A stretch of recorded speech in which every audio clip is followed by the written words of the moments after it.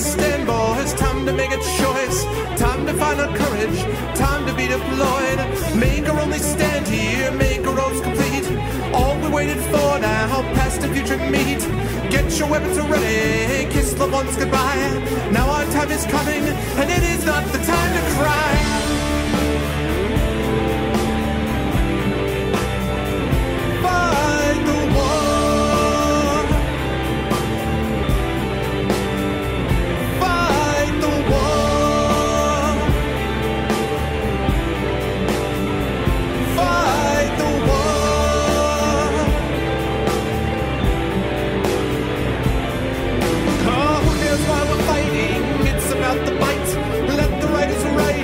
Settle wrong from right. In the time of conflict, when the bullets fly, in the space of seconds, a life you cannot buy. Face the facts before you, face the simple truth. We're hopelessly outnumbered, it's tragic but it's true. Make your last formation, take the final road. Now it's time for endings, now it's time to go.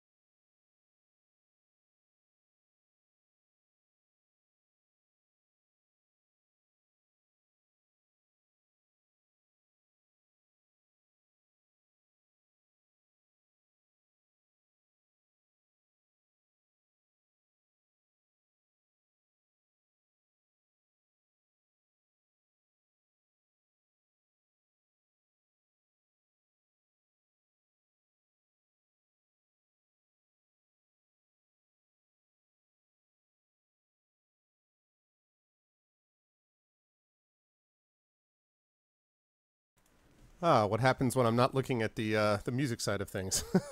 What's going on, everybody? Good to see everyone. I hope everyone is doing well. Welcome to the show. I apologize for the music being done a little bit before I got on.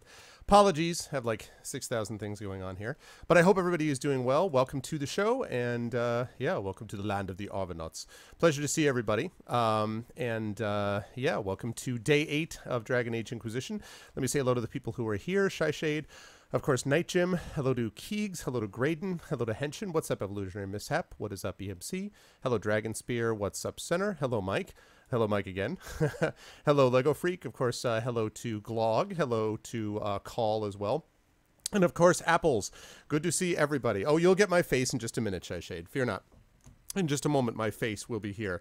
My face, which currently is not eating apples and cheese curds. That is not, in fact, what's happening right now at all. So pay no attention to the man behind the curtain. But it's good to see everybody today. And yeah, welcome to Tuesday Cast. I am on later than I normally am. That's partially because this is a vacation week. And it's also partially because I have a host of things that I'm trying to get done all at the same time. But the good news is that I am here and I am getting ready to go moving forward. So the last day of Inquisition. What's up, Lord? No, it's not the last day of Inquisition. You lie, Dragon. What are you talking about? Everyone has been having a good time with this game, and so have I. It is, however, the last, I'm not going to be spending any time in the hinterlands, but we'll talk about that in a little bit.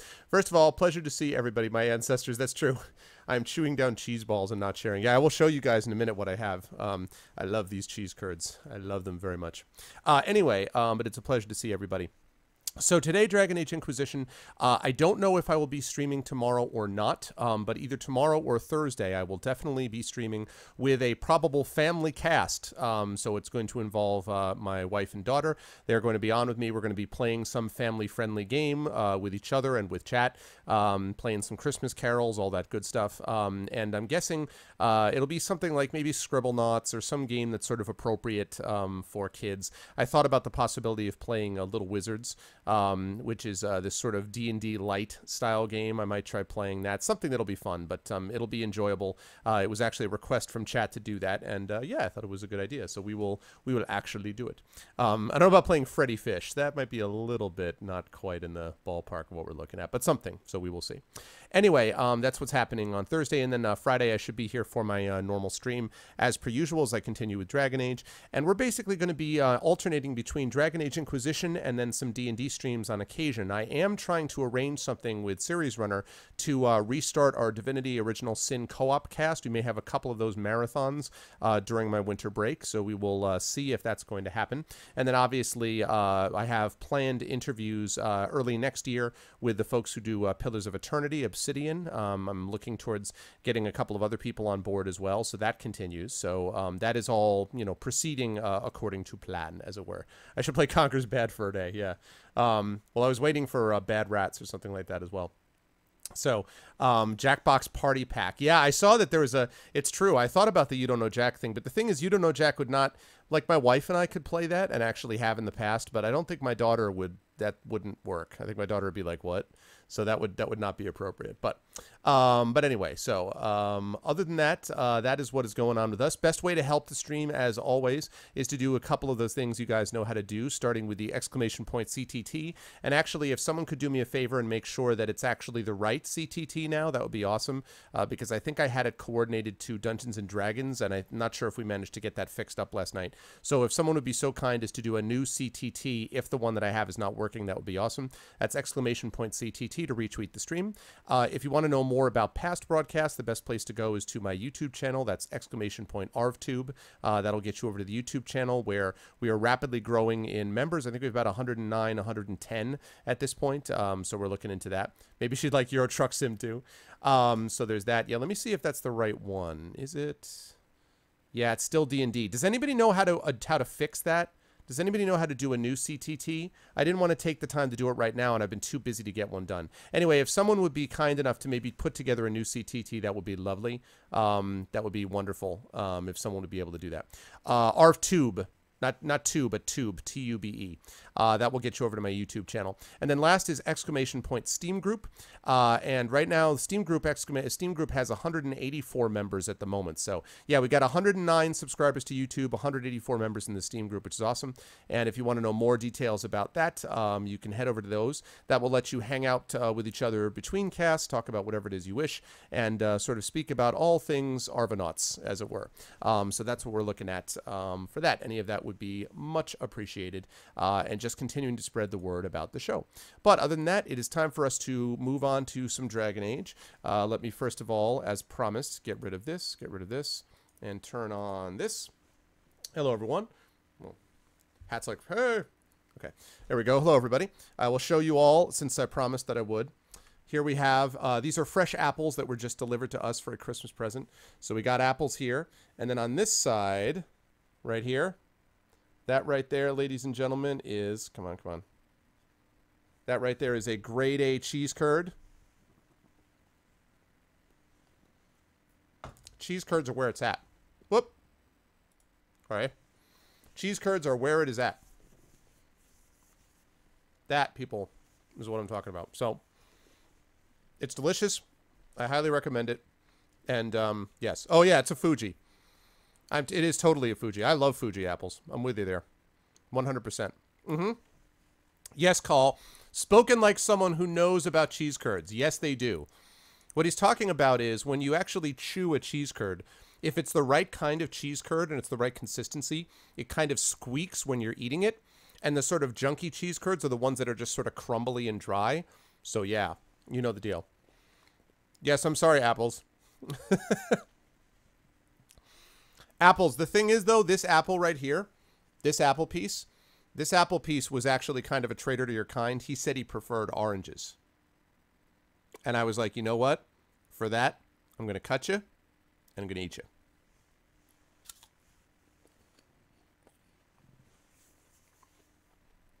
I'm just saying.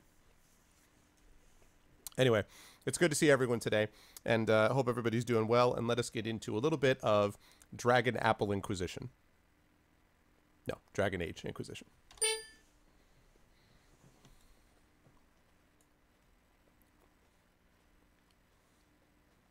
Right? Apples, that's what I said. He's a traitor. He's like, oh, oranges have more vitamin C. They have more skin, you know. They've got so many more options. Oh, gosh. Origin. Please don't break, Origin. Okay, good. Origin did not break. Oh, interesting. Right now, Dragon Age is 30% off on Origin. That's interesting. Very, very interesting. So if you guys are liking this game that you're watching me play, you should consider it.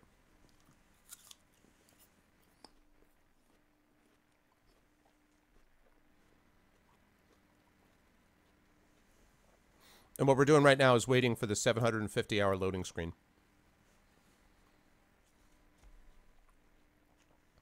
Just so people know.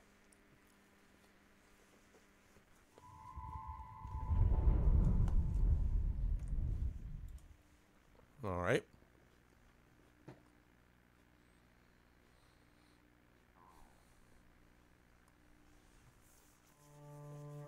Hello, it's Hurley. I am playing on PC. This is PC.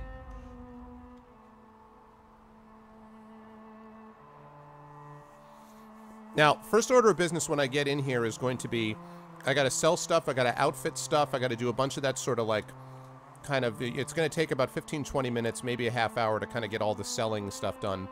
And then I'm going to do one of the bigger sort of side quests that requires a good amount of power, because I did some Hinterland stuff last night. That is not true, Lego, because I have in fact played Nintendo Wii on this stream before, using the Virtual Console. I have in fact done that.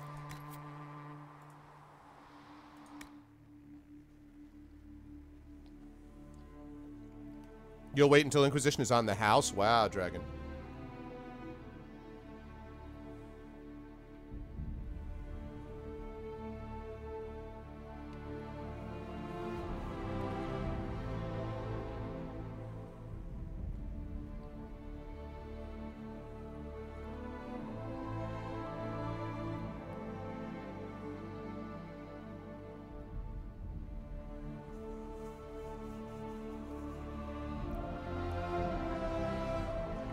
I like that music. I wish that music was more present in the game. There are moments when you get the music, but I wish it was there more.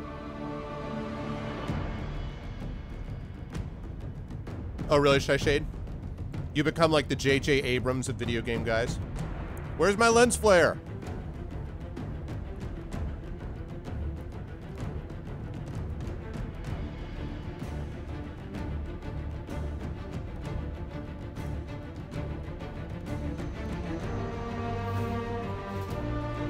Yeah, nice to meet you too, Hurley. Welcome to the stream, man. Or madam. And yes, Shy Shade, I think it does. It's a pretty looking game. It's a pretty looking game.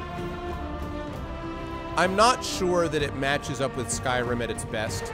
I think a lot of what's Skyrim's sort of impressive, kind of the wow factor with Skyrim is still maybe a touch better than this, but it's pretty close. There's some pretty beautiful scenes here. Oh yeah, you got time, Dragon. Oh my gosh, these load times. What's up, EMC? The Arv and Elrond have landed. Yes, I have.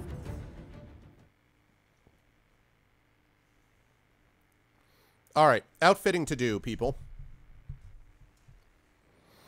See, I don't have Sonic all that much because there isn't really one that close to me. I do often, when I'm on road trips, use Sonic. I think that Burger King's... Jack in the Box, I've never had their burgers. I think Sonic burgers are okay, but I actually think Burger King's burgers are probably the best. It's true, Shy. It's true. Okay. What do I need to do? I need to put some runes on stuff also, and I need to sell some stuff. Okay. We got to go to the, what do you call it? The rune place.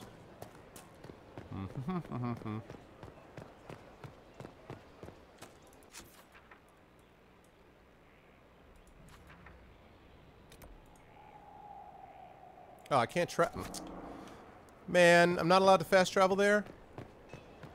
What's up with that?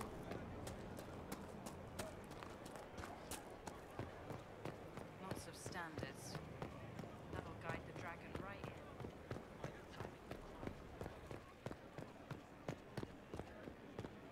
Hey, in. hey. I don't think I've seen this yet. Bag of turnips into the fire. Ah, make it. The smell is everywhere. I was going to use them. I don't think I've sat in this throne yet. Impressive, is it not? Fit for a leader, meant to show influence and the burden of it. It is where the Inquisition will sit in judgment, where you will sit in judgment. Still more lives in my hands. You are a beacon of law, Inquisitor, as others retreat from responsibility. But this needn't be bloody. The Inquisition's sovereignty is derived from the allies who validate it. You are both empowered and bound. Justice has many tools. If their application is clever, execution may even seem merciful by comparison. Mm-hmm. I'm not going to do this right now. I'd rather do this another time. At your leisure, Inquisitor. The throne will wait until you are ready. All right, I'm not going to judge it right now.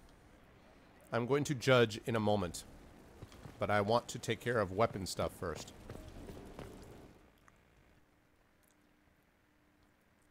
There you go, EMC. Oh, Apples, just say, Better and better. all you have to do is just say Arv Can't is we do it in a playing, place like this? let's see.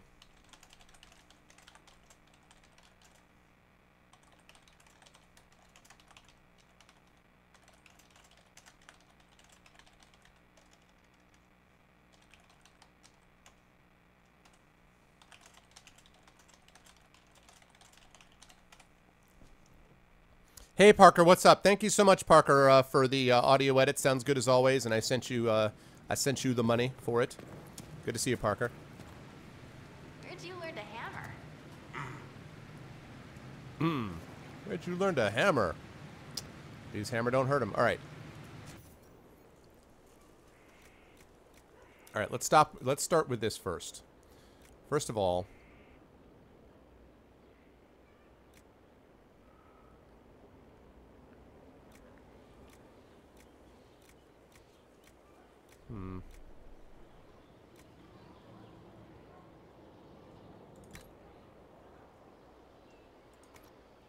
Okay, so I'm going to sell Soldier's Nemesis. What I'm trying to do is remove things and then sell them all. Actually, wait. I can move them to valuables, can't I? Okay. No, I can't. Damn it, because it's modification. Shoot. Alright, my bad. Awesome. Thanks, Parker. The Christmas dragon. The Christmas dragon. It'll be a Christmas miracle. Okay.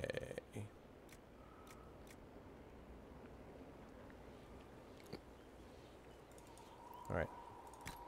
Sample this.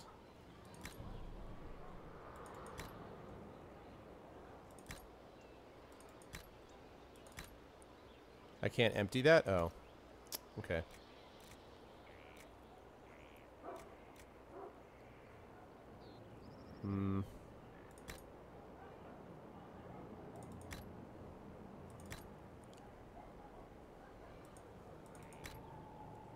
I can't move either one of those, really?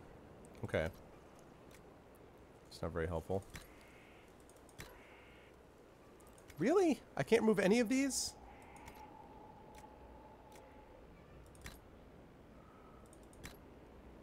Wow. Why can I not remove any of these? What's up, TTM?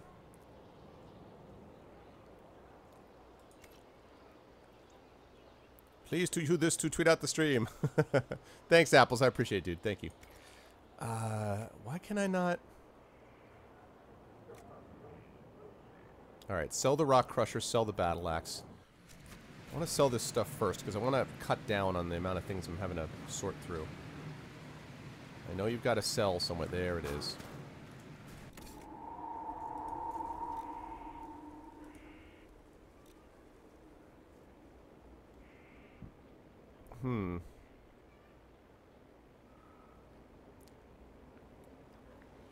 Haha, nice, Darth. Happy almost birthday, Darth. Hey, Tecmo, what's up, man? Trying to ghost the missions of Dishonored. Nice. I was able to do that. I did the no kill run. Except there's one glitch, but pretty much everybody saw that I did it, so. Keeper Fire Staff. Oh my God, I wish I could sell some of these, not be questioning myself about whether I should.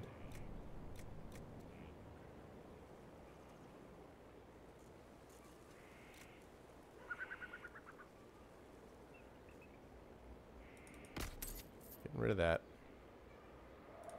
Getting rid of that. Getting rid of that. Getting rid of that.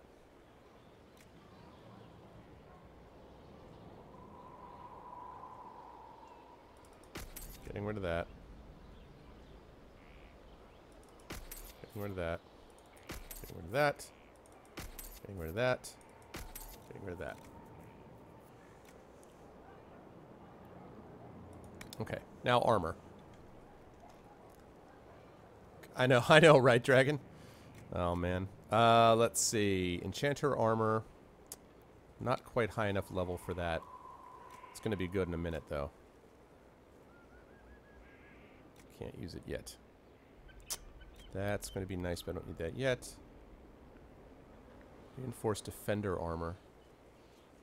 Which is heavy armor.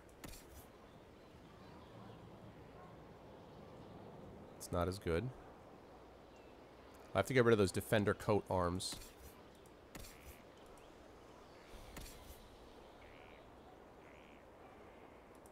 I have to get rid of those coat armor thing. Oh my God, Cole. So strange looking. Okay.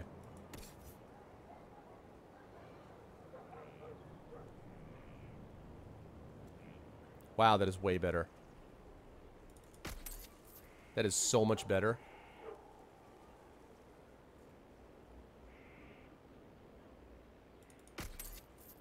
Wait a minute. What?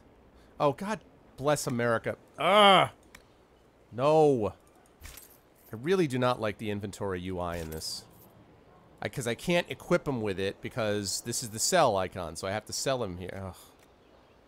Freaking annoying. Alright, so... Defender armor. is going to be better than what he's already wearing, I gather. I'm going to sell the Carta coat. It's common medium armor. Mercenary coat I certainly don't need. I don't need that. Alright. Alright, now valuables. Oh yes, accessories first. Yeah, it's just one of those things where it's just not intuitive to me. It's like, you know, that can probably be useful. I don't use that. So we sell that.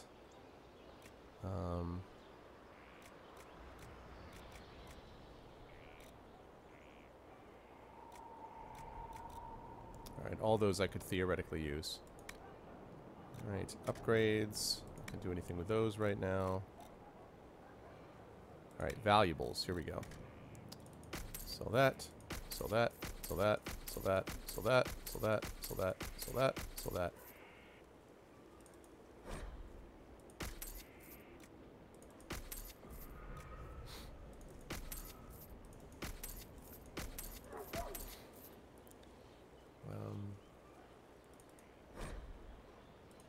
Alright, that leaves these three. And I'll hold on to that. Okay. Alrighty. Now I can actually modify. So let me now re-equip with these people. Alright. Now, Iron Bull. I would like you, I think, to be wearing this. Because that's much better. That's being used by him. So I can sell reinforced defender armor. Okay, sell reinforced defender armor, which I will do in just a moment.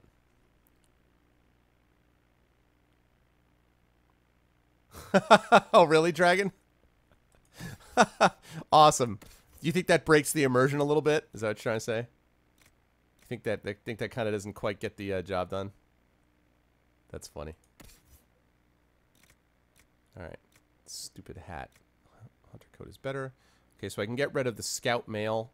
Scout mail and the reinforced defender armor. Scout mail and the reinforced defender armor.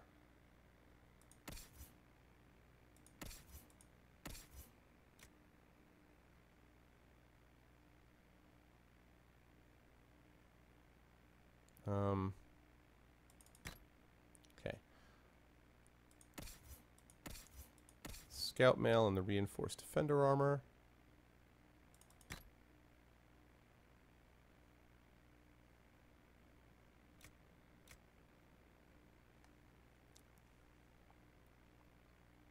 That's pretty funny. Yeah, exactly, Hippo, right? Scout mail, reinforced defender armor.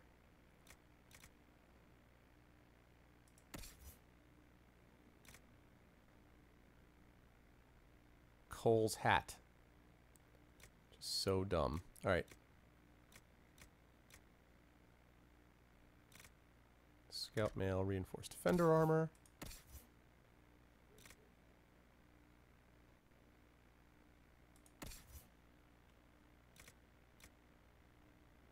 Okay, let's see.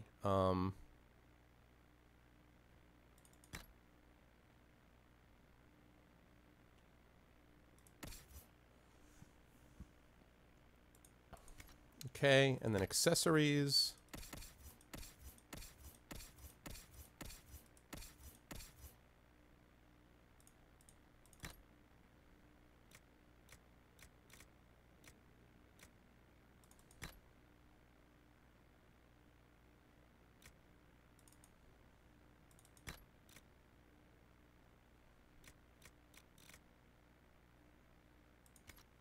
Okay. Scout mail and reinforced defender armor I now sell. Random is hip now? Alright. Scout mail. Oh, except I have to modify it. Alright, well this one I can definitely sell. Alright, so now I have scout mail.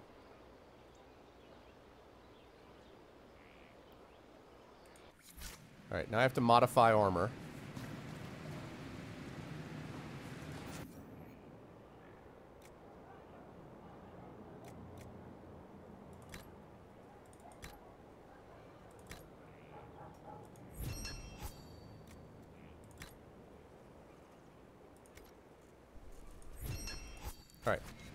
Now I should be able to sell those too.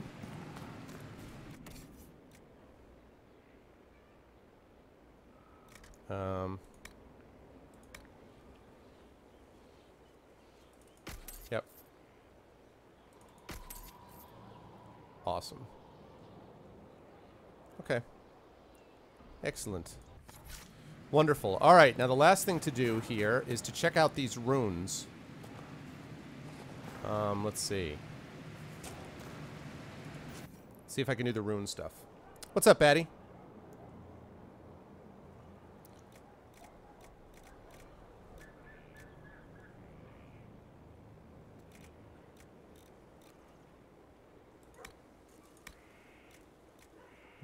I thought there was... I think I already did that one. Alright, so not the armor then. No. Weapons. Is it weapons?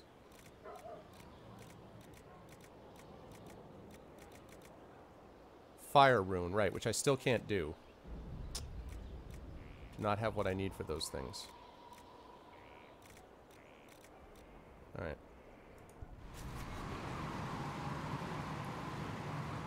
Alright, so let's modify weapons and armor.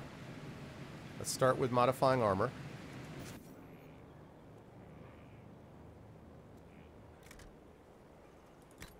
Let's make sure, is there anything else I can put on here? That's more willpower but less magic. That's... gets rid of...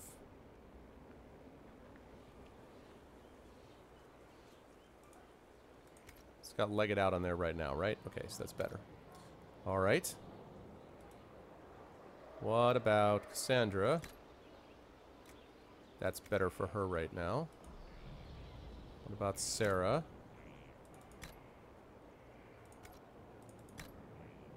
Fisher Price, my first legs. No. Nope, that is definitely better. Dorian. You can put on some things. Like, for example, Lego my Legos. Alrighty. Here you go, Dorian. See? Let's say I never gave anything to you. Blackwall. Also got Lego my Legos.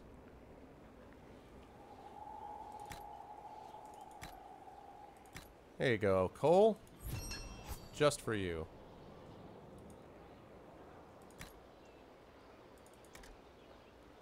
No light arms upgrades available.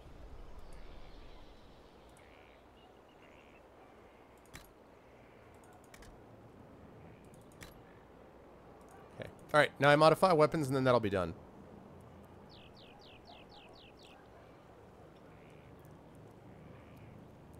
I know, right, Dragon? So unintuitive. Okay. Alright, now. Shock and awe. Anything better than Blue Man Grip? Nope. Alright, that's good to go. How about Cassandra?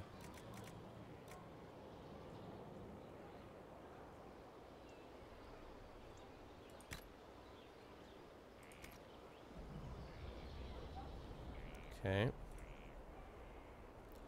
How about Sarah? Oh, Sarah.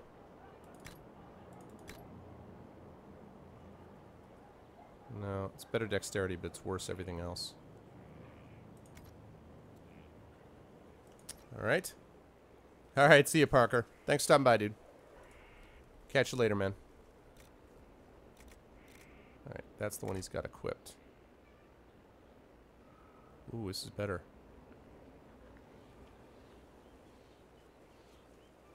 Oh, we can't use it yet, of course. Can't make any adjustments in that. Alright, Dorian. Blackwall.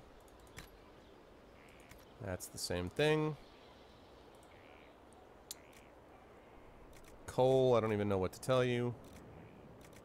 I guess we'll make you Mr. Dagger Guy. Restriction rogue only. Why can't he use that? Oh, he can. Alright, Snake Blade and Bleeder of Souls. Alright.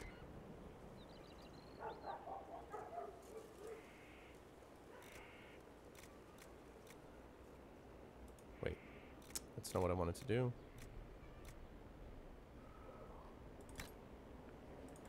Grip. There we go.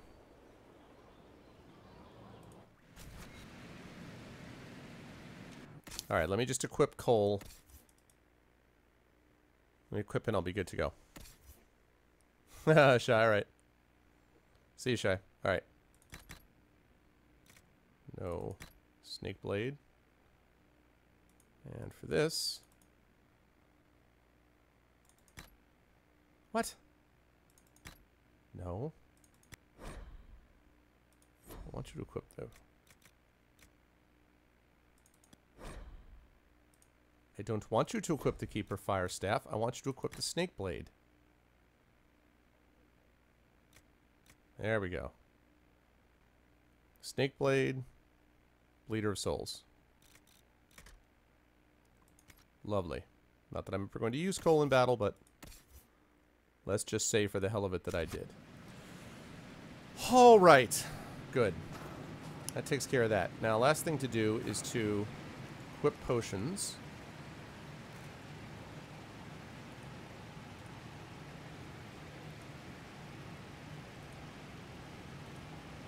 Someone's down something. Cole, I'm not going to give you stuff yet. Vivian, though.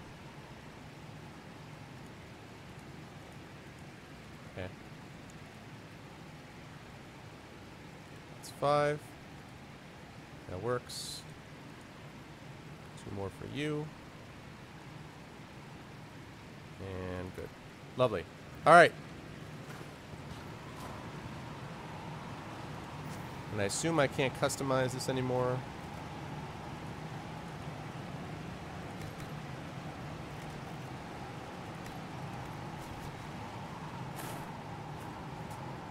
Okay, good. Nope. Alright, now, Codex.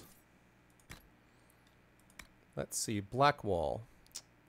I do not have much on Warden Blackwall. We know he became Constable of the Grey in Valchevin after Warden Constable Fontaine assumed the position of Commander of the Grey from her predecessor.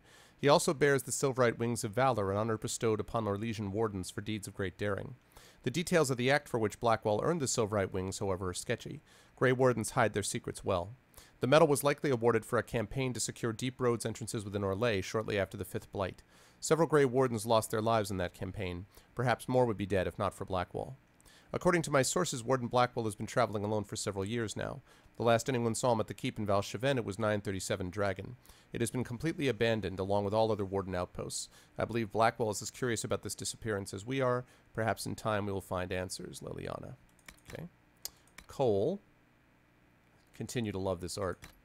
Now, remember the dream... Oh, his name is Cole. He's not that old, perhaps 20 years, no more. He has blonde hair that hangs in front of his eyes. He wears dirty leathers, perhaps the only clothes he owns. He was there when you found Reese in the Templar crypt, but you couldn't see him. Nobody can, and those who do forget him, just like you are right now. Remember the dream. A letter allegedly written by former Knight Captain Evangeline de Brassard, found in the spire in the aftermath of the Mage Uprising. Inquisitor, if you believe that this Cole truly wishes to help the Inquisition and can be trusted to do so safely, I am willing to give him a chance to prove himself. As Solus insists that he is a spirit made manifest in the form of a young man, not a demon possessing an unwilling victim, I concede that he may not be malicious. Nevertheless, Cole's abilities concern me. I would ask Liliana to have him watched, but most of Skyhold seems unable to see this spirit, or remember him even if informed of his existence. The servants complain of odd occurrences, items mislaid or moved to strange locations, but have thus far been unable to see or remember the person responsible. Hey, Messiah, what's up? Such actions appear harmless thus far, but I remain vigilant. Cassandra. Cole appreciates the Inquisition helping those who are hurting and in need. Okay. Corpheus. Let me tell you what I know about the 7, those Tevinter Magisters said to have entered the Golden City long ago. Each was a high priest to one of the old gods.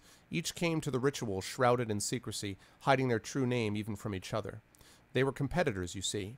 The old gods told them they would break into the Golden City and usurp the Maker's throne, but only one of them could sit on that throne. Each assumed a title related to their role in casting the ritual. Some texts claim they had a leader, the high priest of Dumat called Corypheus. He did not rule this group, but instead conducted it, coordinating their efforts to achieve a magical feat never since replicated. They breached the Fade, walked physically in dreams, and changed our world forever. Perhaps these 7 were the first Darkspawn, cursed by the Maker as the Chant of Light tells us. Perhaps not. One would think these magisters long dead, but there are whispers this is not so. Think, if you will, what might become of the minds of such beings, corrupted by the blight, cast down from prideful folly, simmering in resentment and darkness for over 1,000 years. Where would such men live? Who knows of them? For someone must, if whispers persist. What secrets do they yet hold, and what would we do should any one of them return to the light? With luck, there are questions we will never have. These are questions we will never have to answer. From Questioning the Chant by Magister Vibius Agorian. Okay. Hero of Ferelden. The hero of Ferelden belonged to the Circle of Magi in Ferelden, residing in the tower at Lake Calenhad for most of his life. First Enchanter Irving recommended the hero to Grey Warden Commander Duncan. Shortly after the hero's harrowing, Duncan recruited him into the Order. That was me. The hero fought and killed the Archdemon, by which mean the hero fought and then left because he got bored of the game, dying in the ultimate sacrifice to save Ferelden. With the Archdemon gone, the Darkspawn ranks broke. The Horde was easily routed. Iron Bull. Let's see.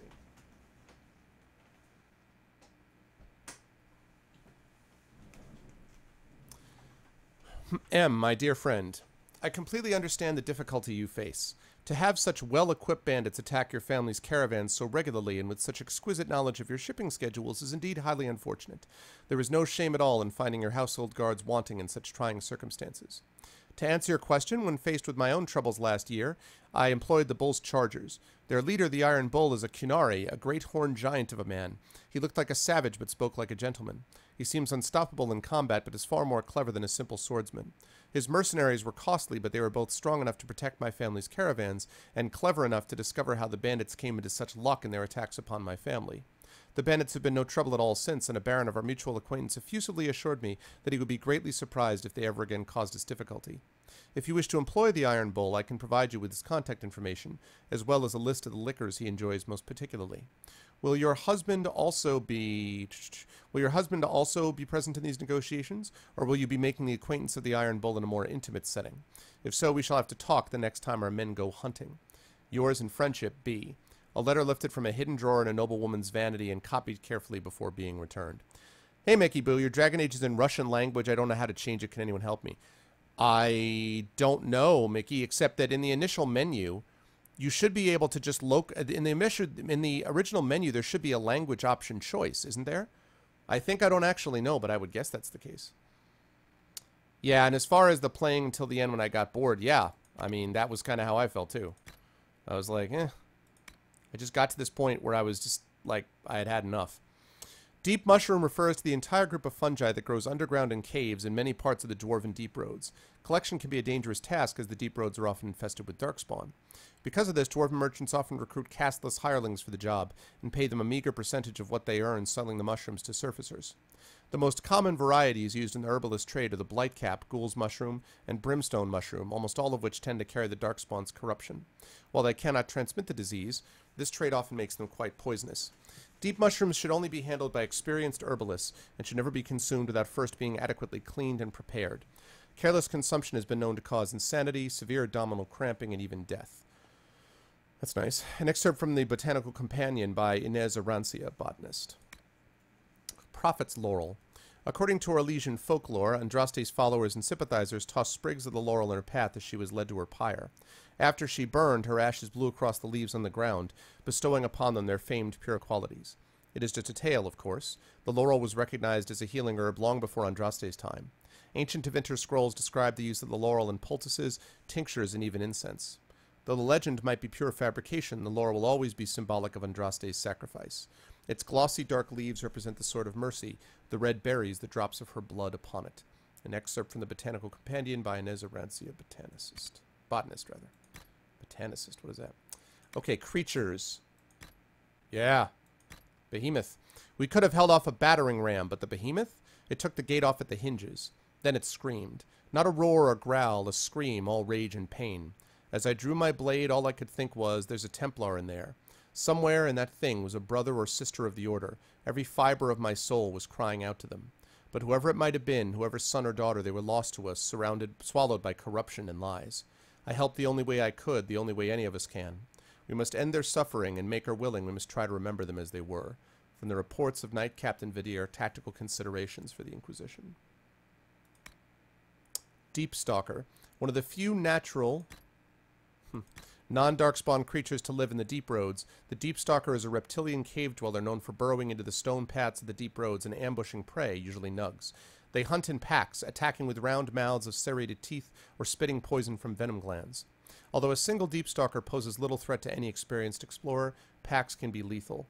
From Tales from Beneath the Earth by Brother Jenna TV. Ah, Despair Demon. Oh, awesome picture. Once upon a time, we classified these as demons of sloth. But we learned that despair demons are something quite different. They are not the antithesis of justice or valor, but rather of hope. They form nightmares tearing away the foundations of self and purpose. When brought into the world, they are most attracted to places the downtrodden populate, alienages, slums, prisons, and the like. The miasma they spread can lead to extreme behavior. We look for a rash of unexplained suicides, men and women so filled with grief they lash out. The most intelligent of these creatures are to be feared, for they not only feed on despair, they understand its causes, and seek to bring it about. From the shadows they ruin lives, drinking the tears of those who have no idea the cause of their misery is not random chance. From a lecture by renowned hunter Sir Hayward of the Templar Order. Okay. Dragonling.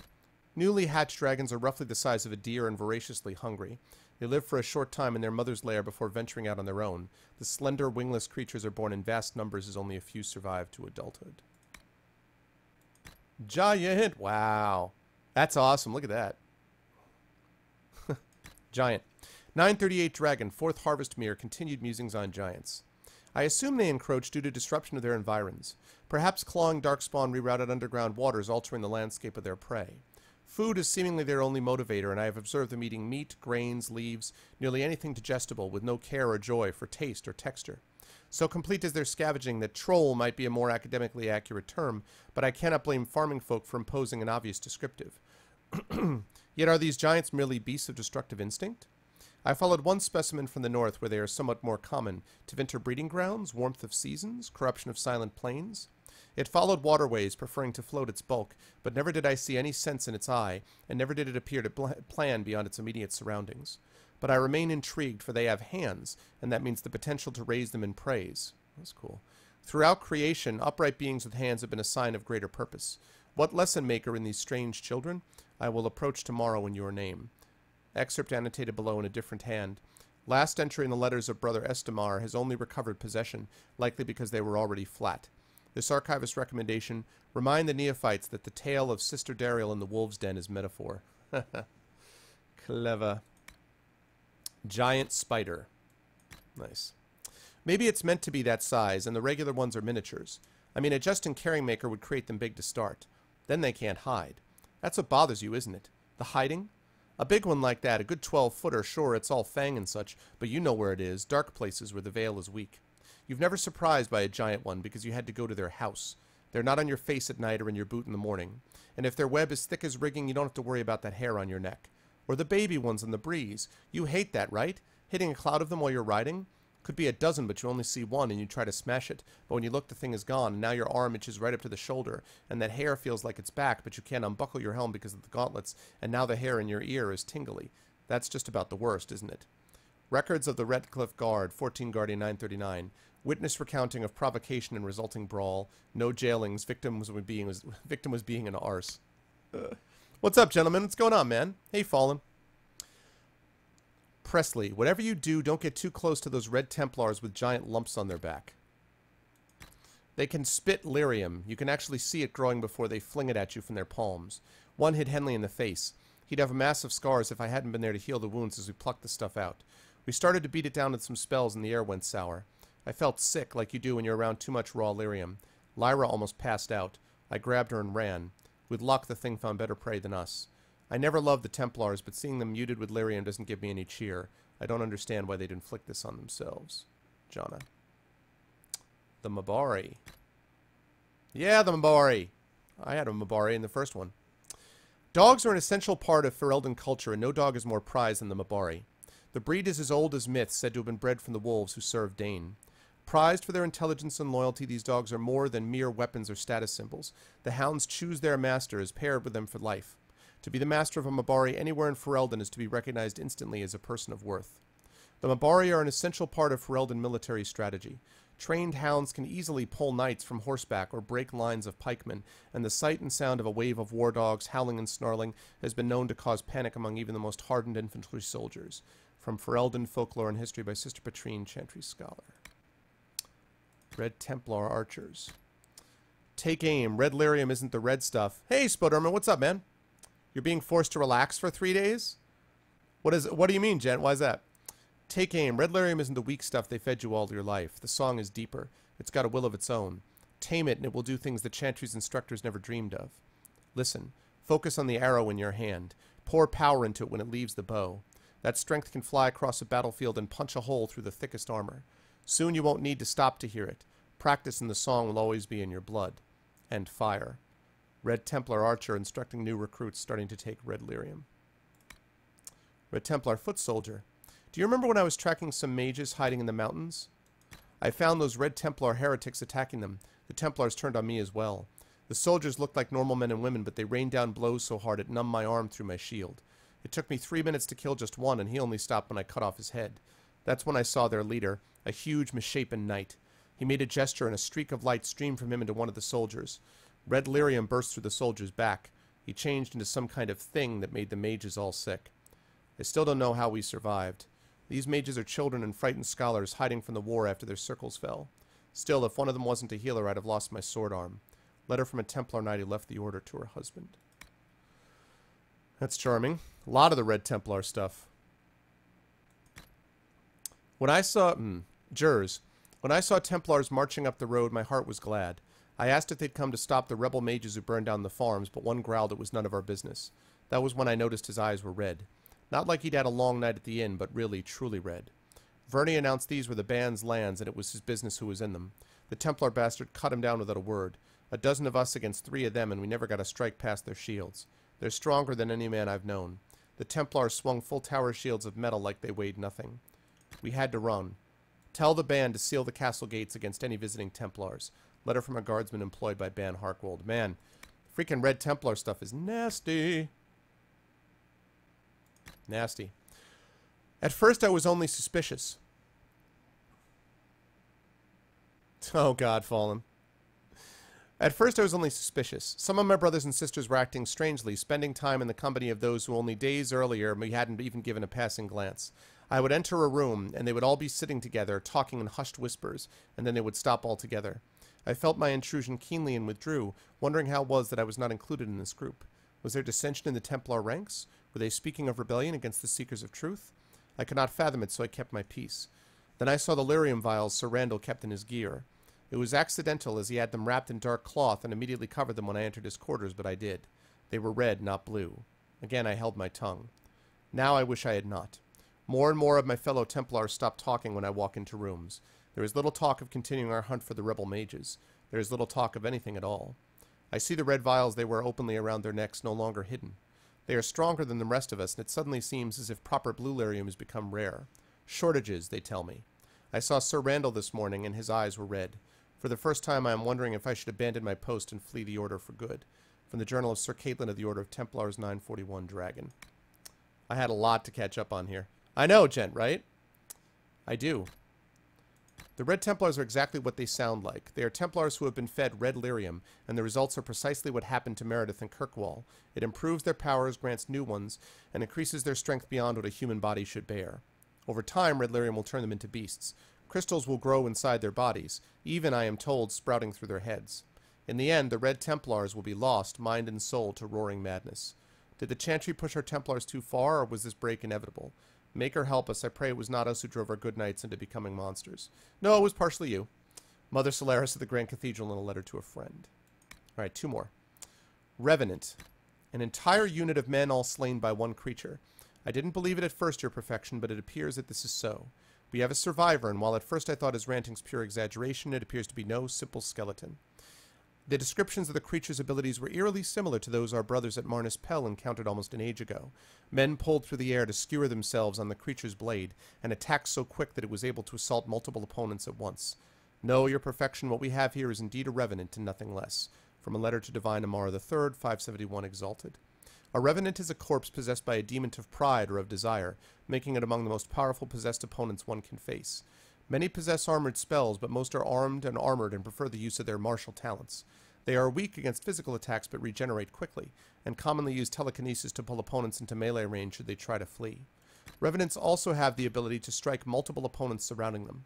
Stay at range if possible and strike quickly. That is the only way to take such a creature down. And Tusket. That thing, it's like the hippo with a horn. Haha, thanks, Bo. The curving tusks protruding from the snout are present in both males and females of the species. Rarely used in combat, the upper tusks play an important part in mate selection. It's believed that Tuskets choose prospective mates based not only on the size, but also on the curve and even slight color variation found in another's tusks. Considering Tuskets bond for life, careful mate selection is crucial to the continued success of the herd. Bonded Tuskets have been seen gently clicking their tusks together as a sign of affection. The role of the Tusket's signature ornamentation in the mating process led to an unfortunate rumor that their tusks could increase virility in other species. Oh, God. Although usually docile, Tuskets will defend themselves if cornered, or if someone attempts to saw off part of their anatomy. It's said Baron Vandermeer lost 3 servants this way, from observed behaviors in the Comet Tusket by Tilda Adera. Alright. Canary Tomasrans, sorry. Nancy Goodwin lay on the hard stones of the Kirkwall docks until the sailors left with her purse. As she struggled to her feet, a large gray hand reached down to help her. It was one of the Cunari, the great horned giants who had come to live in the city. "I thank you," said Nancy Goodwin hesitantly, looking for her satchel. "I did not know the docks were so dangerous." "I know, Hippo, but you had like a horned hippo, you know? Or I would have asked one of Lord G's guards to accompany me as I brought healing herbs for the children." "You are a Tomasran," said the Canary. "Under the Cune, no sailor would accost you. What are you here?" "I am but Lord G's nanny," Nanny Goodwin said. "And Lord G did not believe me when I told him that the children needed healing herbs, so I was forced to buy them myself." "Under the Cune," said the Canary, "Tomasrans are trusted and listened to when caring for the children, and any healing herbs they needed would be provided. Why did Lord G not attend your words?" "He's a noble," Nanny Goodwin said, "and I am merely a servant who cares for his children." She shifted her shawl to hide the bruises the sailors had given her, as well as the bruises Lord G himself had left. "Under the Cune," said the Cunari, "all are equal, and no Tomasran thinks herself a me or anything." Nanny Goodwin bid the Cunari and returned to Hightown with much to think about. An excerpt from The Lies of the Nobles, The Truth of the Cune, author unknown. Interesting. And then Cunari Ben Hasrith. Suggesting that all Ben Hasrith are spies is like assuming that all craftsmen are carpenters. The Ben Hasrith form a significant portion of the Cunari priesthood, tending to a variety of tasks within Cunari society. In Cunari cities, Ben Hasrith serve as something akin to a town guard, investigating anything that disrupts the ordinary function of the city. Ben Hasrith re-educators treat criminals and rebels against the Cune, determining whether they must destroy the subject's mind using a poison known as Kamek. Those they can rehabilitate through treatment and education are later transferred to simple work details. In contested or war-ridden areas, Ben Hasrith coordinate with the Cunari military to track the dreaded Tal-Fashoth rebels, a function similar to bounty hunting. Outside Cunari borders, Ben Hasrith agents primarily observe and report. While this may seem underhanded, it is no more than most nations do with their own spies, and the Cunari are, perhaps rightly in retrospect, extremely concerned with the danger our culture's comparatively liberated mages pose. Our assumption that all Ben Hasrith are malicious spies bent on bringing Orlais into the Cune has no basis in fact. It is simple prejudice against a race whose appearance unsettles us, compounded by a guilty conscience at seeing how many peasants, especially elves, prefer life under the Cune to life under our Empress. The Cunari are a society of people with a different culture and different values, perhaps, but people, nevertheless, as complex and nuanced as Orlais. An excerpt from The Lion and the Bull, Racial Bias and Oversimplification of Cunari Societal Roles in the Orlesian Court, author unknown, published by the University of Orlais. I love this stuff. In case people are wondering, the reason I'm going through this is I love the lore of these things, and I feel like this helps sort of develop my understanding and appreciation, as well as hopefully yours, of the rest of the game, because I'll be able to go back and refer to it. So I try not to do this too often, but every so often I need to do like a good 10 minutes of reading to catch up. So sorry, but that's what I'm doing. The Orlesian Civil War. When Grand Duke Gaspard attacked Empress Celine of Orlais in an attempt to claim the throne, we assumed business across the country would suffer greatly. To counter propaganda suggesting she was overly tolerant to the elves, Celine was drawn to crush an elven uprising in Hallam Shirel, and Gaspard's attack there destroyed her forces and cut her off from Val Royeaux. She escaped back to the Orlesian capital with 100 mad stories explaining how, at which point we started closing down the family shops, expecting Gaspard's army to carve a bloody path through the heartlands and up north towards cities loyal to Celine. Instead, the humans have been downright reasonable. We made a killing on furs and silver in Val Royeaux as Gaspard's hold on southern Orlais cut off incoming trade goods from Ferelden. The nobles in Montfort and Valchevin also brought off violets as though their touch killed Darkspawn. Apparently, Celine declared that wearing purple violets flowers, was a way for humans to show their loyalty to her. In Ferelden, half of the cities would be on fire, but in Orlais, the nobles made jokes, and the merchants just kept peddling their wares while Gaspard and Celine's armies clashed in the dales. The only people really suffering are the peasants, but then that's true enough anywhere. Send extra guards on the next shipment, but save the lyrium for Ferelden. The family's doing good business here as it is. From a letter from Dernal Harrick, dwarven merchant, to his family in Ostwick. Very cool. Hey, what's up, Sloth? Sloth, thank you so much for the game, man. I appreciate it. It looks like a cool game to check out, either to give away or to check out. Thank you, man. I appreciate it, Sloth. The Pentagast. Allow me to correct you on one important point, my friend. The Pentagasts are Navarra. Without us, this nation would either still be one of the motley city-states that comprise the Free Marches, or under Elysian control. More likely the latter, as only Navarra's strength holds back the Empire's expansion, and by that I refer to the brilliance of Pentagast generals and the influence of Pentagast coin. I find it interesting that you mentioned dragon hunting as our only significant trait. You do not understand, I hope, that dragons disappeared centuries ago, only recently returning at the beginning of this age. Some of our clan have taken up the old trait out of nostalgia, my cousin Ferdinand the most prominent among them, but those days are largely done. Today there are 14 branches of the family, 18 if one counts our relations among the Van Markhams, each consisting of multiple families and twisting bloodlines connecting us to almost every major house across Thedas. I am fully aware that King Marcus wanes in health and neither he nor Ferdinand have children, but make no mistake, there will be another Pentagast sitting on the Navarran throne, and that man or woman will lead us into a prosperous future. There will be no civil war. From a letter by Baroness Aaliyah Pentagast, Dragon 938. And last, the Seekers of Truth. The Seekers of Truth aren't Templars, not precisely. Once they were called the Inquisition, but upon the signing of the Navarran Accord, they gave up that name and became the order they are now, standing over as Templars as watchers and enforcers. I honestly cannot claim to know more than that. I don't know how many Seekers there are, a few dozen? If they have a base of operations, I don't know where it is. Certainly not with any of us. The only time we'll see one is when a Seeker is summoned, perhaps in response to a complaint by one of the first enchanters. They'll investigate the problem, and if it turns out a Templar did something they don't like, he's disciplined. Severely. Without question. Even the Knight Commander bows to their will. If a Seeker of Truth shows up, you know every last Templar is sweating, hoping their gaze doesn't fall on him. Of course, that changed when the Navarran Accord was broken. I'm told the Chantry broke it, but it was Lord Seeker Lambert who made the announcement. He said the Seekers of Truth and the Templar Order were going to hunt rebel mages no matter what the Divine commanded. I didn't know he had that authority, that he could just say we would do this and everyone would follow, but we did. I never thought of it that way, but the Seekers have always been our guides. Now they've led us into war. From a letter written by Sir Jonathan Perry, 940 Dragon. Okay. History. One bit of history. In your heart shall burn. Then the Maker said, to you, my second-born, I grant this gift. In your heart shall burn an unquenchable flame, all-consuming and never satisfied. From the fade I crafted you, into the fade you shall return, each night in dreams, that you may always remember me. Canticle of Threnodies 5:7. In passages 1 through 6, his first children wanted for nothing. Freed from need, they could only praise. But it was hollow, without cost. We and all the physical were created immutable, that our works would require struggle.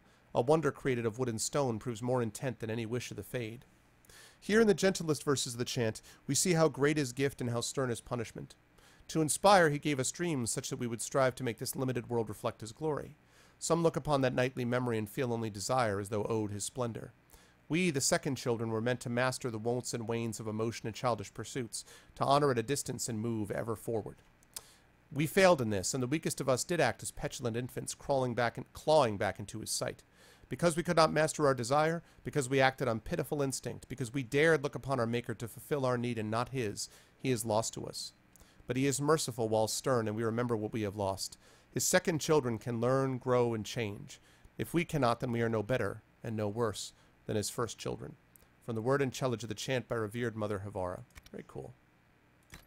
Wait a second. Right, okay. Alright, places. Places, everyone, places. Navarra. The fourth time I attempted to cross the border into Navarra from Orlais and was turned back by chevaliers, I decided to take the more roundabout path. A ship back to Ferelden and then another to Navarra. The outcome was more than worth the trouble. The whole country is filled with artistry, from the statues of heroes that litter the streets and even the meanest villages, to the glittering golden college of Magi in Cumberland. Perhaps nowhere is more astonishing than the vast necropolis outside Navarra City. That's the one that Cassandra's father, her uncle supposedly runs. Unlike most other followers of Andraste, the Navarrans do not burn their dead. Instead, they carefully preserve the bodies and seal them in elaborate tombs. Some of the wealthiest Navarrans began construction of their own tombs while quite young, and these become incredible palaces complete with gardens, bathhouses, and ballrooms, utterly silent, kept only for the dead. From In Pursuit of Knowledge, The Travels of a Chantry Scholar by Brother Genetivi. It's cool. On Skyhold, a page from an enchanter's journal scorched near illegibility. The style is an old Ferelden dialect, circa mid to late Divine Age. Experiments and ambient lingerings, first staging. The question isn't, is it special? The question is, how special? We found relics, but there are always relics. Elves ranged far before their empire was crushed, but rarely did they return where they did not build. This place they visited again and again. I see it in the fragments. Clays from different nations, not just craftsmen. Styles from different centuries, not just clans. And yet no record of a ruin. The structures here are all Ferelden, with stone ferried up by a typical madman. Whatever was here, whatever natural spire, was flattened for a floor. But I know the common shapes, and I will erect them as was custom, and we shall see what the elves wish to see. The note below is in a different uneducated hand. I finished this for Master Gano. His workings brought lightning. Much lightning. The rods are pools of metal now, and all his workings burned. Master was also struck. I write from his last words because his fingers are ash, and he did not live the night. The veil is old here. Oh my god. Skyhold has not just been claimed time and again, but sacked as well. We've managed to uncover some remnants, including a scratching under a pillar that mentions the name given by your witch. Old, but still long after the place had been built over. But the author knew something of its first purpose, or at least something of a legend. Varlandavalas him sa benelalaris son Elgar, Melanda him Samiris Fenataldin, word missing, Nadalson tel Revis Nasuli, tel Sethanera, Tarasilon Talus Veneer Abalath Veneer, word missing. Even with assistance from your elf, we managed only a partial translation. Your elf. Elven is often a game of intents, not direct mapping of phonetic meaning.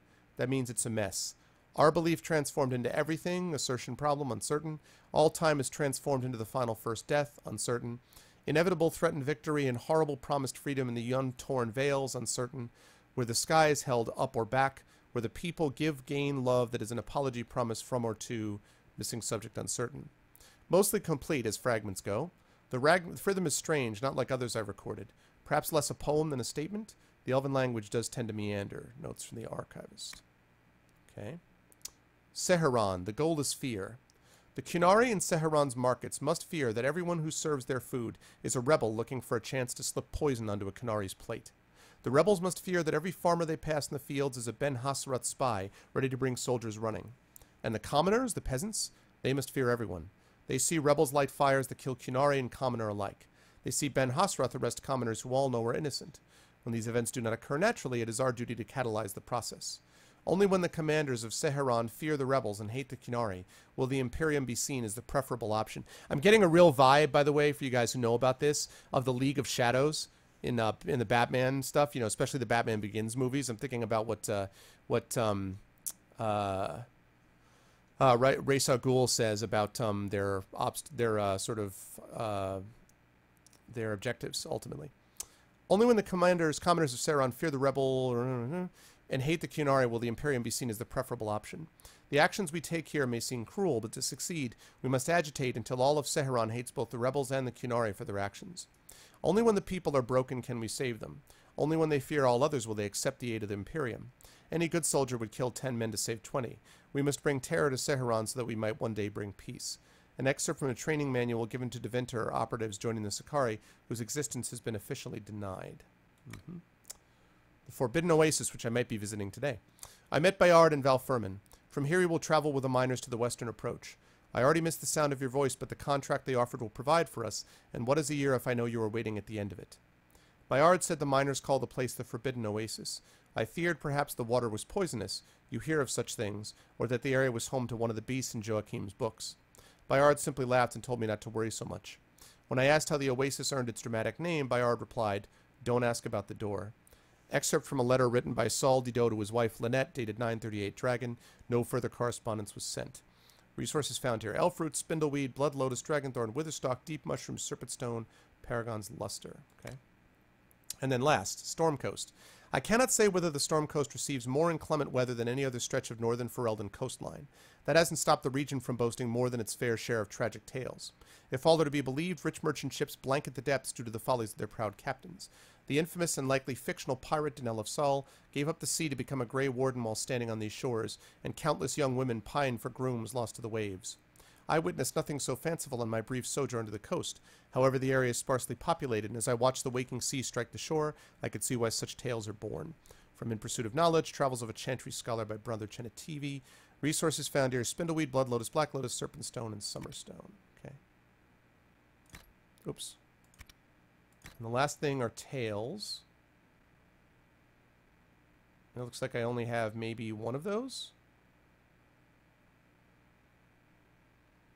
I have one tale, and this is the last one, guys.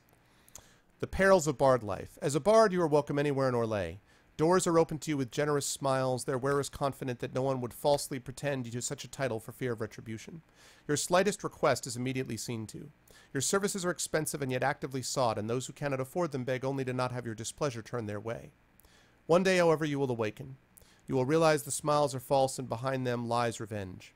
At the first moment of weakness, your brother and sister bards will be unleashed upon you like a pack of hounds, and you will realize they are not your brothers and sisters at all. For all your fancy intrigue, you have spent your life creating nothing of worth. You have been swallowed by the web of your own deceits, and the game of which you believed yourself master, it moves on without you, uncaring. From a letter signed Sister Nightingale. All right. Sorry, guys. I know that was a lot. I know it was a lot, but I wanted to at least catch up on that. I hadn't done that for a few sessions, so. All right. Now let's see. So I think what I'm going to do first is I'm going to do this. No. Nope. Nope. Nope. Skyhold. I'm going to sit in judgment. I'm going to go judge the prisoner. And I think I do that up on the 3rd floor, right? Yeah. Time to go judge the prisoner. I don't even know what the hell the prisoner is here, but we're going to find out.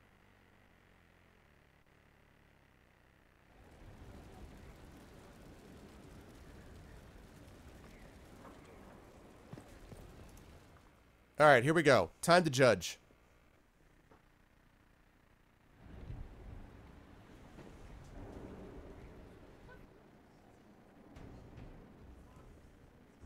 This was a surprise. After you return from the bogs, we discovered this man attacking the building with a goat. Chief Movran the Under feels slighted by the killing of his Avar tribesmen, who repeatedly attacked you first. What should we do with him? Where should he go?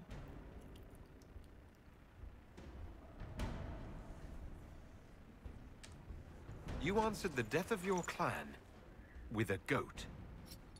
A courtroom? Unnecessary. You killed my idiot son, and I answered, as is my custom, by smacking your holdings with goat's blood. Don't look at me. No foul. You meant to murder Tevinters, but got feisty with your Inquisition. A red-headed mother guarantees a brat. Do as you've earned, Inquisitor. My clan yields. My remaining boys have brains still in their heads. What the hell is even going on?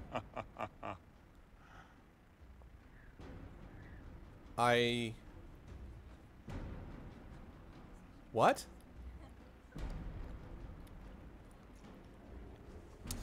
Well, let Tevinter handle this, for God's sake. It seems our conflict was accidental, Chief Movran, but it can't be repeated. I banish you and your clan, with as many weapons as you can carry, to Tevinter.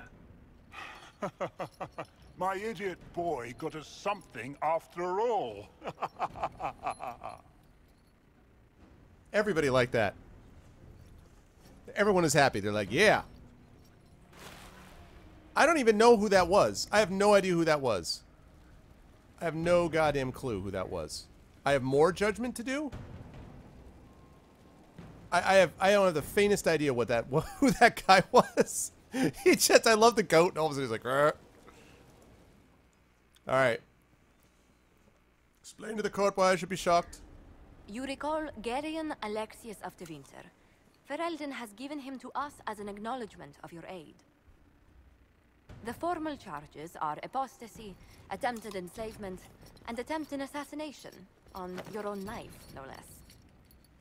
Tevinter has disowned and stripped him of his rank. You may judge the former Magister as you see fit. He's the father of the man I killed. Oh! Okay, well, good. Well, I'm glad he went off to Tevinter then. That's where I want him to be.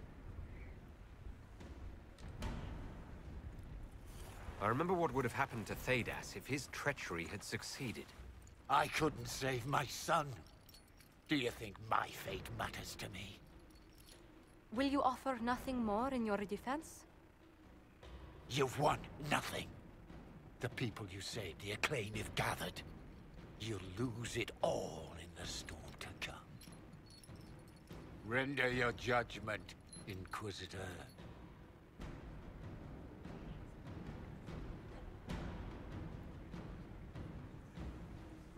I'm not executing him. I'm not going to make anyone tranquil. That skeezes me out. Imprisoning is a waste of resources. You know what? He gets to serve Redcliffe's mages for a change. You swore to the mages you'd help them. I will have you uphold that promise. Fiona will take charge of you. Any knowledge, favor, or coin you own will go towards the mage's future. A headsman would have been kinder. Yep, I'm not about kind. I'm about justice. Son?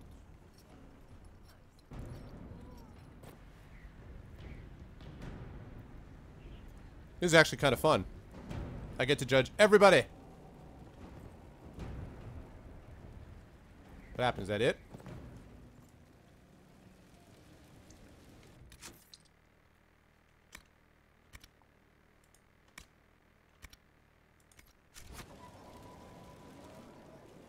Alright, so I judge my prisoners. Can I get a yo for justice? Yep. That was cool. Alright.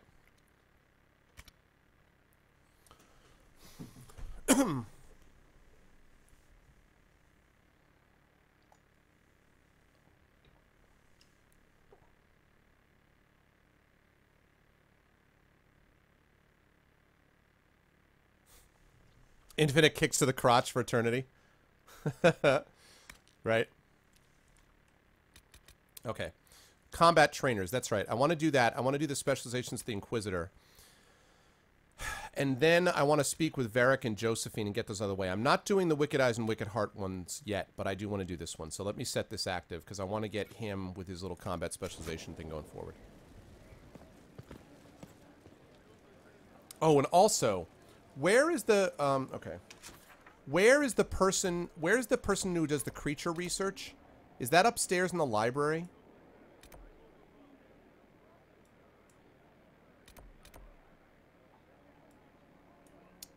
I don't remember. Does anyone remember that? Where the creature research person is?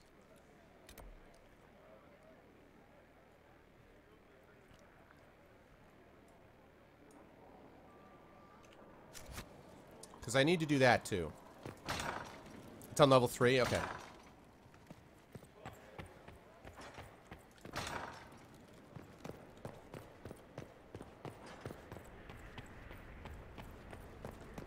Summon the council!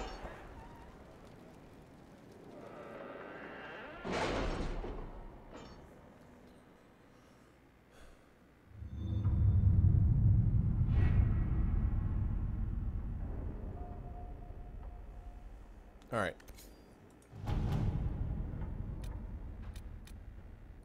My scouts report no signs of danger in the pass nearby.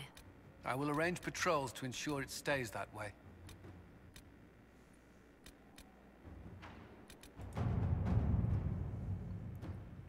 Did that already. What's up, TTM?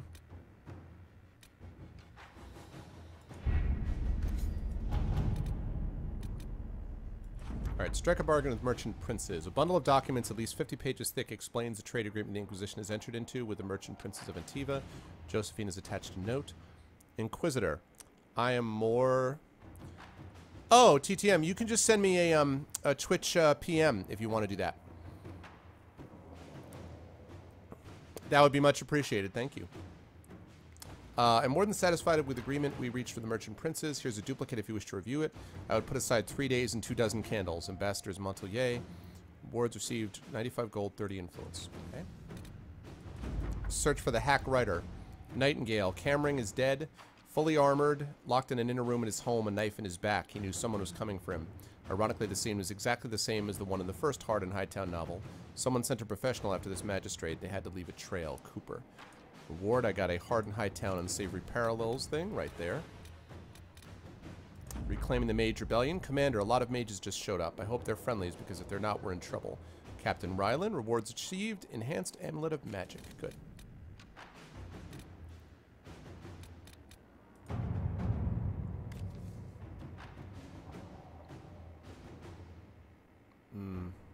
I do need more elf fruit.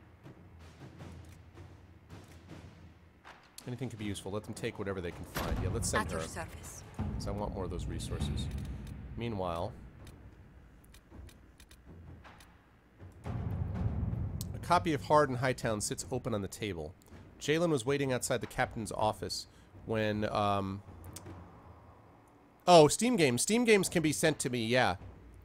Yeah, TTM, you can also just add me as a friend on Steam, which is the same name as on Twitch, Arvin Elleron, and then just send me a copy that way. And again, that'll be awesome. Thanks, man. Jalen was waiting outside the captain's office when Don and Branelkovich slunk out defeated. We're not getting a warrant, are we? Jalen looked almost relieved. No. Donna met his partner's eyes. The kid was barely 20 and looked like he'd walked straight to the Kirkwall barracks from somebody's potato farm. Taller and broader than the other guards, Jevlin slouched as if he didn't know how to fit into his own limbs, as if he thought he should be smaller. Hunched over in his brand new, too large armor, he looked like a child playing at being a guard. He was too green for a murder investigation. Maybe it's for the best, Jevlin said, almost speaking Donnan's thought out loud. You're on your way out of the guard, and I'm... He trailed off and sighed. Questioning nobles in the middle of the night wasn't covered in training. Donnan glared at the kid. I'm a city guard, and so are you, recruit. Nobody gets away with murder while we're on duty. Jevlin stood a little straighter. What do we do, then? The captain wants proof. Donnan smiled. We bring her proof. Liliana's written a note in the margin. The dead magistrate attempt to implicate Varric. Why and in what? If an assassin killed the magistrate, a word to the crows might tell us who it was. They watch rivals carefully. Yeah, I want to kind of follow that path and see what's going on with that whole set of quests, so. Okay, what do we have here?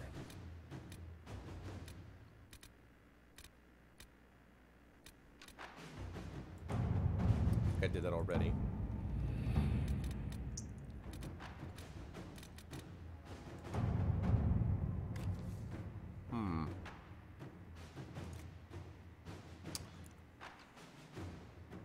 Now that you're in charge, there's something I thought I'd bring up. Let's see. What's up, Love Shack? There are Venatori mages out there lurking in the wilderness. This comes as no surprise to you, since you can't swing a dead cat without hitting one of Corypheus's minions, but these particular Venatori have additional significance to myself. For one, I know them personally. I would call them friends, except that would imply I didn't want them dead, which I do. Since I have an idea of where they might be, thanks to an investigation I began before coming south, I thought we could put our heads together and track them down.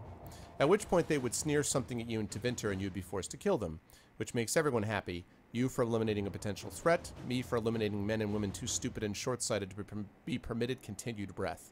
They would be less happy, but who cares about them? Up to you, my Lord Inquisitor Dorian. We have former Templars skilled at hunting mages. I can send them to follow Dorian's leads. Good, go do it, Colin. Okay, so now... That's still going on. How... Okay, but I came here for some... Like, supposedly I'm supposed to get something. Something about the trainers.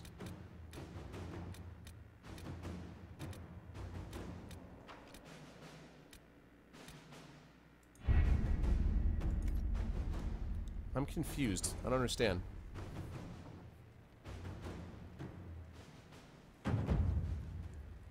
Okay, influence, blah, blah, blah. Seek out combat trainers at the war table?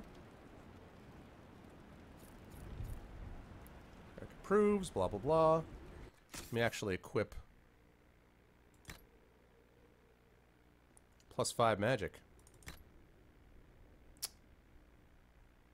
I like that cooldown.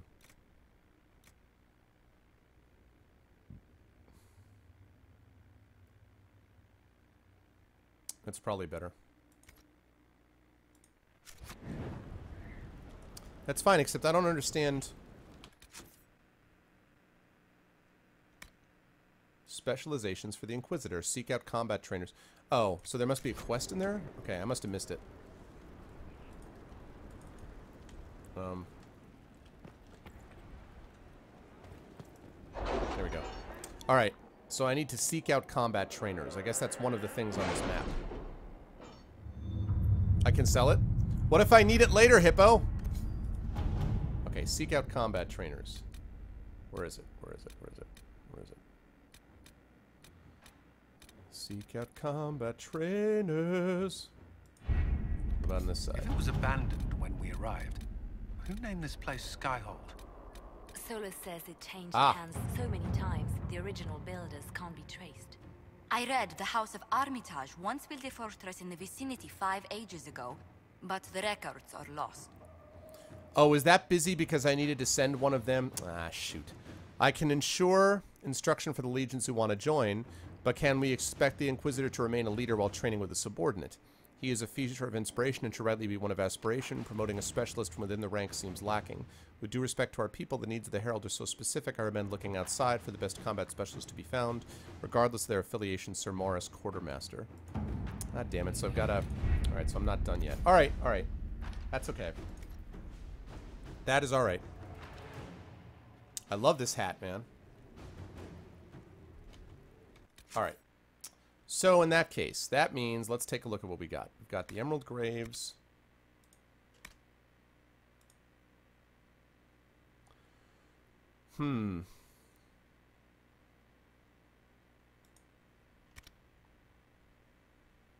Alright.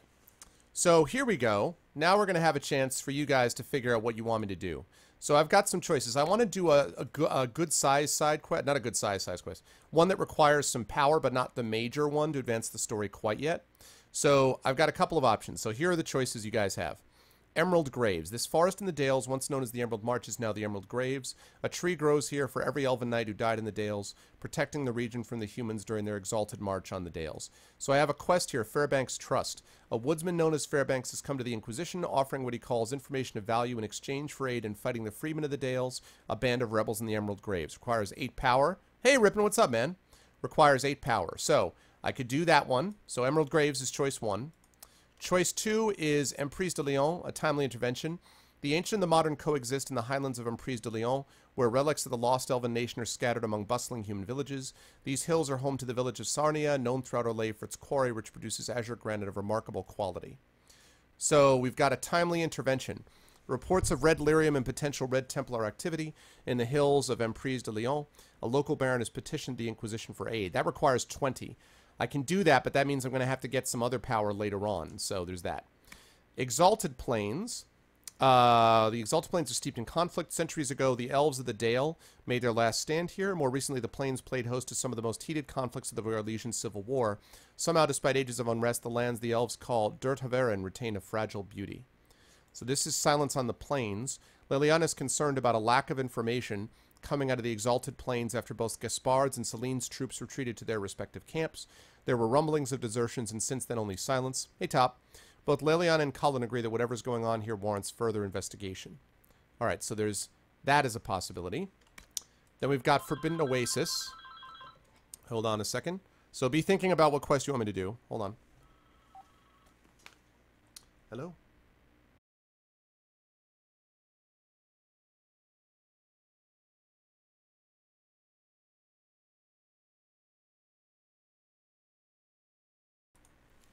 Damn telemarketing calls.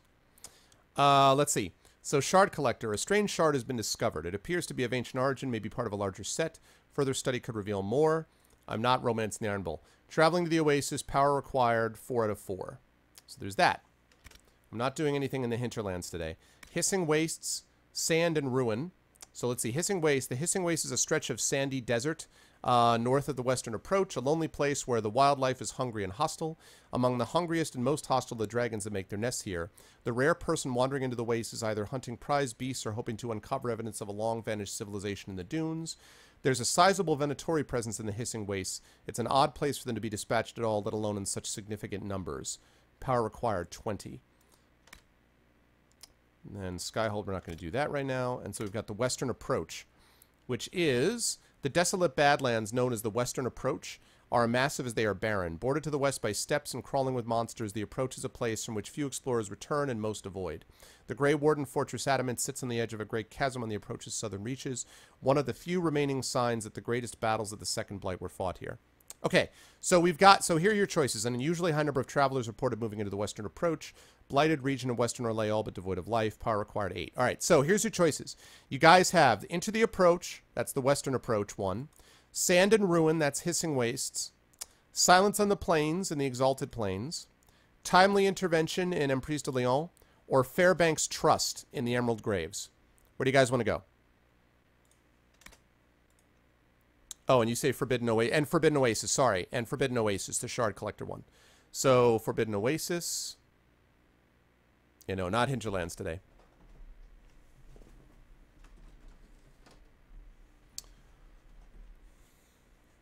Okay, looks like... Are people saying Forbidden Oasis mostly? Shard Collector? Nah, I'm not doing more Hinterlands today. Fairbanks Trust. So, Shard Collector.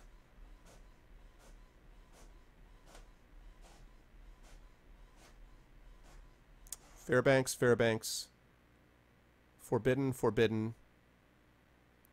Fallen says in Emprise de Lyon. Fairbanks. Forbidden. Featuring no Wonderwall.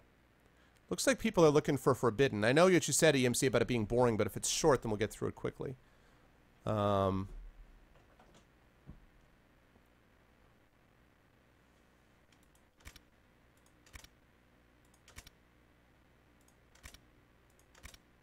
Okay. Shard Collector. Done. That is what we'll do. Oh, and Josephine's ready. Good work, Josephine. Good timing, Josephine. I'm going to get my specialization now if I can. Now I might be able to because Josephine's back from her quest.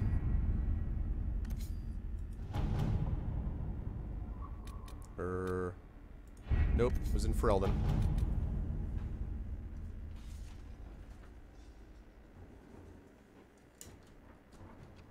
Any word? Nothing yet. Hinterland resources. Shipment of resources from the Hinterlands has arrived. That's it? Boring. Alright. Where is my thing about... Specializations for the Inquisitor available. I can ensure... Instruction for legions want to join, blah, blah, blah, blah. Circles may have dispersed, we still have our contacts. These are powerful mages not tied to the rebellion who can offer training. Let's do it. Let us begin. The best of the best have been summoned. Training with these specialists will ensure the Inquisitor's abilities remain at their height. Accept report. Okay, so that's done. So now, Shard Collector.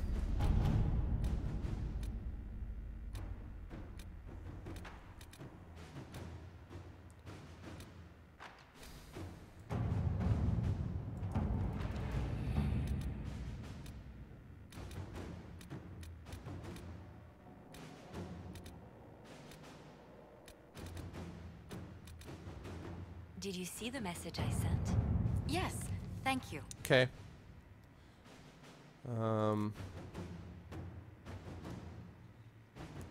In the wake of so many important deaths and the rise of the Inquisition, several noble houses are attempting to spur their fortunes by crafting an alliance of their own. For now they seem mired in arguments of seniority. It'll be a long time before any of them threaten our standing. Okay.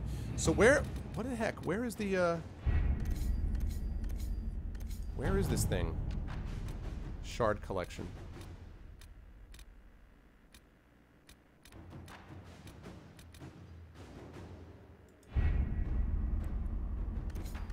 Investigate is where you need to go? Well...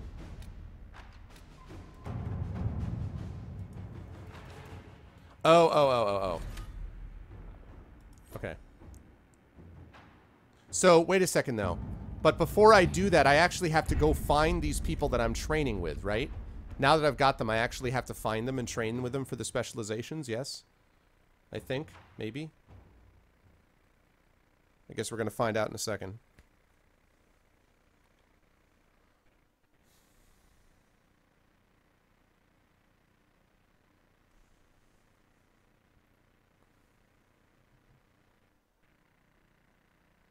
Oh my gosh, these loading screens. Trainers are just in the keep courtyard. All right, so I'll do that, and then I'll go and I'll do the green shard thing. Whoa, hello. Here are the trainers, I guess.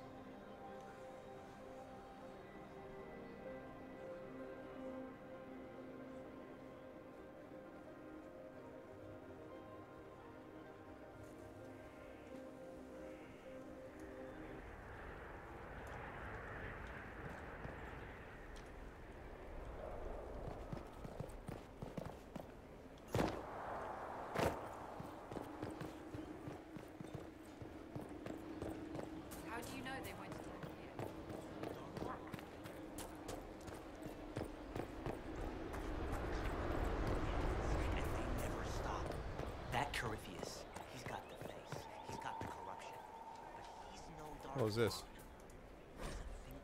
News from Thetis. Haven destroyed by Darkest Menace. Dire news from the Frostbacks. The Pilgrim Sanctuary of Haven, home to the New Inquisition, has been destroyed. Information is still vague, but some believe a dragon resembling an archdemon was involved in the attack. Fears of a new blight are now beginning to surface. As the Chantry continues to flounder, some are concerned that Haven's destruction may predict the Inquisition's imminent collapse. However, there is yet hope, as reports indicate that the Herald of Andrastian Inquisition leadership survived and have found refuge elsewhere. Crier Belinus. Okay. I do not know. I'm going to find out right now. I don't know anything about specialization, so I'm about to find out.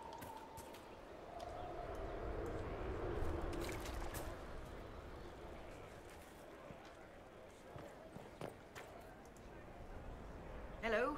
Yes, hello. I am your trainer. Yes? I am your trainer. You said that. Good, because it has been a long journey.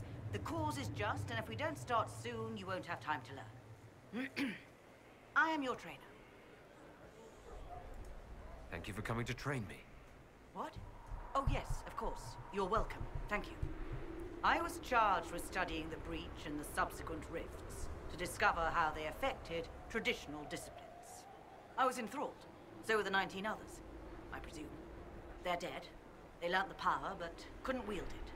Rift Mage Inquisitor. The forces are incredible. And with training, you will be incredible. I know how not to die, and I can teach it. It's incredible. Okay.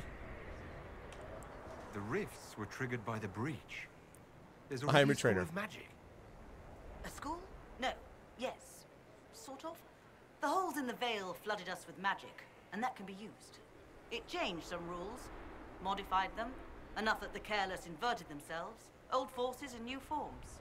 Others will try, their results will vary, but you will have the best instruction. Because your trainer has already taken the risk. The price has been paid. Who charged you with studying magic from the rifts? The Mages Collective. I did not just say that. Yes, I did say it, and we're proud to help. We are nimble, we could move quickly and commit people to this rift magic. Many people. Their lives made it stable and safe. We're very proud. Why is this a good one? Tell me why this would best suit me. You are the Inquisitor. And? You deserve power that casts your enemies aside with the abandon of a creative force. Crushes them with your very will. It's a good argument. That is the promise. Who better than you? You are the Inquisitor. I am the Inquisitor. You didn't mention your name. I am your trainer. That isn't a name. It is what I am. I try very hard to remember that much. There is so much else to keep in mind. Understand, Inquisitor, that I have learnt it all very quickly, so you do not have to. Okay, now, if I say show me how to begin, is that going to start me on this path? Do I need to leave conversation? This, because, you know, so Rift Mage is a possibility. Right now, my party is basically Iron Bull / Blackwall or Cassandra, one of those three. Sarah as my rogue, Vivian as one of the mages, and then me as the other mage. So, do I have to leave? So I'm not sure if I want to do this yet. I want to see what the other ones are. So I'm not sure if I'm going to do Rift Magic or not. So if I do 2, is that going to set me on the path and I have to leave the conversation? They each give you a quest? Okay, okay. Very well. Show me how this should go. It goes places you have been, and some you have not. That is necessary. So the price is not paid twice. Follow the instructions. Okay, cool. Thanks, Hippo. Hippo. You'll understand the power. Then I'll show you more. After all, I am your trainer. Yes, you are. All right. Oh, God, more fetch quests. It's the one thing I don't like about the quest setup of this game is too many fetch quests. All right, Vias and Oxus. Inquisitor, I heard a tapping. My skills are required. And you are? Speaker Vias Anaxas. I have come from Navarra as a voice for the dead. Welcome them, and they will serve your cause. Excuse me. You speak for who? The dead. Many Very assume tempting, the love. dead Very was heard. tempting. I am of the Mortalitasi. We tend to those who have passed and revere their lives by honoring the dead. And when the living are threatened, we give the bodies of the dead physical purpose once more. Necromancy, Inquisitor. The dead will serve for you. What is a Mortalitasi?